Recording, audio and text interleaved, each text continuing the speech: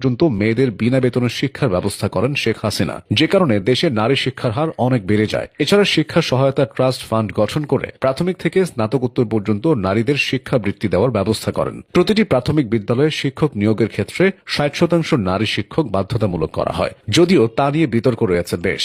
বাল্যবিয়ে ও নারী নিপীড়ন প্রতিরোধেও কঠোর আইন করে হাসিনা সরকার। গ্রামীণ এলাকায় স্বাস্থ্যসেবা নিশ্চিত করা শেখ হাসিনার আরেকটি অন্যতম ইতিবাচক কাজ।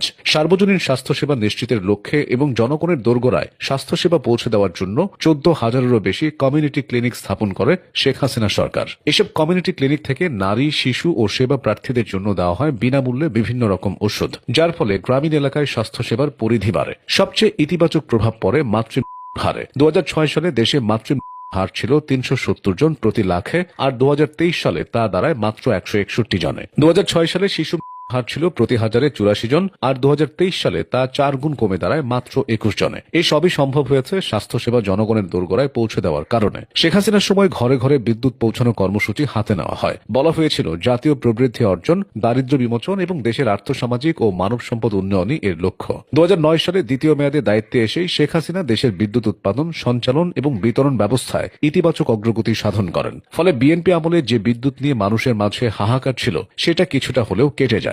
যত দুর্গম এলাকাই হোক, দেশের প্রায় সর্বত্র এখন বিদ্যুতের আলো পৌঁছে গেছে। প্রচলিত পদ্ধতিতে বিদ্যুৎ উৎপাদনের পাশাপাশি সৌরবিদ্যুৎ, উইন্ডমিল ও বায়োগ্যাস থেকেও বিদ্যুৎ উৎপাদিত হচ্ছে। এছাড়া দেশে প্রথমবারের মতো শুরু হতে যাচ্ছে পরমাণু বিদ্যুতের উৎপাদন, যেটাও শেখ হাসিনার হাত ধরেই সম্ভব হয়েছে। সামাজিক নিরাপত্তার ক্ষেত্রেও শেখ হাসিনা ইতিবাচক কিছু উদ্যোগ নিয়ে বাস্তবায়ন করেছিলেন। বিধবা ভাতা, তালাকপ্রাপ্ত ও বয়স্ক ভাতা, প্রতিবন্ধী ভাতা ইত্যাদি সামাজিক নিরাপত্তা বেষ্টনী জনগণের দুর্ভোগ লাঘব করে তাদের জীবনকে উন্নত করেছে। এছাড়া সর্বজনীন পেনশন স্কিম একটি অনন্য পদক্ষেপ। পল্লী সঞ্চয় ব্যাংক গ্রামীণ জনপদের মানুষের জীবনে প্রভাব ফেলেছে। গ্রামে গঞ্জে, নগর, জনপদে কম্পিউটার প্রশিক্ষণ কেন্দ্র, ইন্টারনেটের ব্যবহার এবং ফ্রিল্যান্সিং এর মাধ্যমে নারী পুরুষ আত্মকর্মসংস্থানের সুযোগ সৃষ্টির মধ্য দিয়ে অনেকেই স্বাবলম্বী হয়েছে। অতীতে বাংলাদেশের সবচেয়ে বড় সমস্যাগুলোর একটি ছিল মানব পাচার। সেটি এখনো পুরোপুরি রোধ করা সম্ভব হয়নি, তবে শেখ হাসিনা চেষ্টা করেছিলেন। মানব পাচারের ক্ষেত্রে তিনি জিরো টলারেন্স নীতি ঘোষণা করেছিলেন। তারই প্রেক্ষিতে মানব পাচারের মামলা তদন্তে আইন শৃঙ্খলা রক্ষাকারী বাহিনীর প্রতিটি ইউনিটে বিশেষ সেল গঠিত হয়। তারপরও অকাট্য প্রমাণের অভাবে এবং দায়েরকৃত মামলায় ত্রুটি থাকায় আইনের আওতায় আনা যায়নি অনেক রাঘব বোয়ালকে। তবে প্রচুর মানব পাচারকারী গ্রেফতার হয়েছে। মানব পাচার ঠেকাতে স্থল সীমান্ত পয়েন্টগুলোতে,